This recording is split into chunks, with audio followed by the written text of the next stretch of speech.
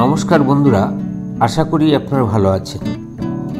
বন্ধুরা, আজ আমি আমার ছাদ বাগানের ফুল ভর্তি একটি চমৎকার গাছ দেখাবো ও প্রাসঙ্গিক কিছু কথা বলবো।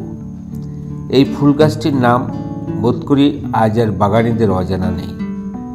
তবুও আমার দায়িত্ব বাগানীদের কাছে, বিশেষত নতুন বাগানীদের কাছে এর নাম ও গাছ সম্পর্কিত তথ্যাবলী তুলে ধরা।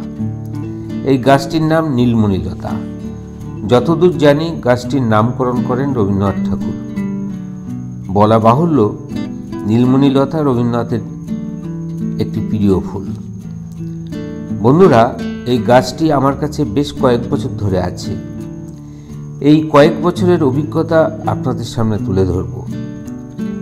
প্রসঙ্গত বলি, এই গাছ সম্পর্কে এমন কিছু তথ্য আমি শুনতে পাই যার সঙ্গে আমার পর্যবেক্ষণ বা অভিজ্ঞতা মেলে না। অনেকে বলেন নীলমণিলতা সারা বছরের ফুল, কিন্তু আমি প্রত্যেক বছরে দেখেছি জানুয়ারি মাসের শেষ দিকে ফুল আসতে শুরু করে এবং ক্রমান্বয়ে এপ্রিল মাস পর্যন্ত ফুল হতে থাকে। তবে সবচেয়ে বেশি ফুল পাওয়া যায় ফেব্রুয়ারি মাসে। এর স্টিকগুলো শুরুতে হালকা নীল রঙের থাকে। স্টিকের ফুল শেষ পর্যায়ে পৌঁছালে ডিপ নীল রঙের হয়। পূর্ণ বিকশিত হওয়ার পর সামান্য আঘাতে বা হাওয়ায় বা প্রজাপতি সহ ফুলের আকর্ষণে যেসব পোকামাকড় আসে তাদের স্পর্শে ফুল ঝরে পড়ে। এর গাছে থাকা ফুলের সৌন্দর্য ও নিচে ঝরে পড়া ফুলের সৌন্দর্য দুটোই চোখে লাগার মতো। এই গাছের আরেকটি বিশেষ বৈশিষ্ট্য আমার নজরে এসেছে, তা হলো ফুল আসার আগে থেকে এর পাতা ঝরতে শুরু করে।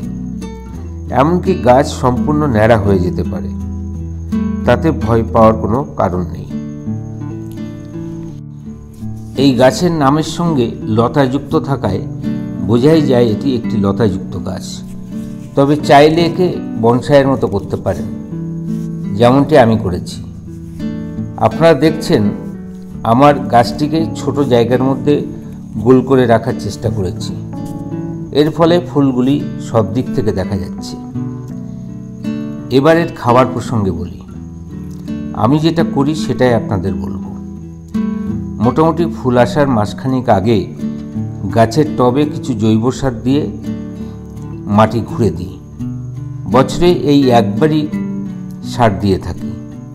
অন্য সময় প্রয়োজন মতো সাধারণ জল দিয়ে গাছটিকে বাঁচিয়ে রাখি। আমি অন্য স্থায়ী ফুল গাছ বা ফল গাছের ক্ষেত্রে একই করি। এতেই আমার গাছের চেহারা যেমন সুন্দর থাকে, তেমনি ফুল ও ফলও যথেষ্ট ভালো হয়। মাটিতে জৈব সার ব্যবহার করলে এক মাটিতে দীর্ঘদিন গাছ করা যায়। আমার ছাদ বাগানের মাটির বয়স অন্তত 15 বছর। স্থায়ী বেডে মাটি তো পাল্টানোই যায় না। তবে এক গাছের মাটি অন্য গাছে ব্যবহার করলে ভালো হয় এবং মাটি ব্যবহারের সময় আবারও জৈব সার মিশিয়ে মাটি তৈরি করতে হবে। জৈব সার মাটির স্বকীয় ক্ষমতা বৃদ্ধি করে, কিন্তু রাসায়নিক সার মাটির স্বকীয় ক্ষমতা নষ্ট করে। তখন বারবার সার দিতে হয়। জৈব সারে যারা গাছ করে থাকেন তাদের বারবার সার দিতে হয় না। যা হোক বন্ধুরা, প্রসঙ্গক্রমে কথাগুলো বললাম। বন্ধুরা, যে গাছ আমার বাড়িতে নেই সে গাছ সম্পর্কে আমি কোনো কথা বলি না বা পরামর্শ দিই না।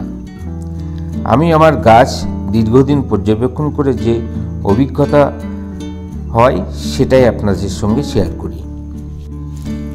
বন্ধুরা, অনেক কথাই হলো, সিদ্ধান্ত আপনারাই নেবেন। নীলমণিলতা এখন সহজলভ্য একটি গাছ। অনেক নার্সারিতে এই গাছ পাওয়া যায়। আপনার না থাকলে এখনই সংগ্রহ করুন। এমন একটি গাছ সামনে রেখে ঘন্টার পর ঘন্টা কাটিয়ে দেওয়া যায়।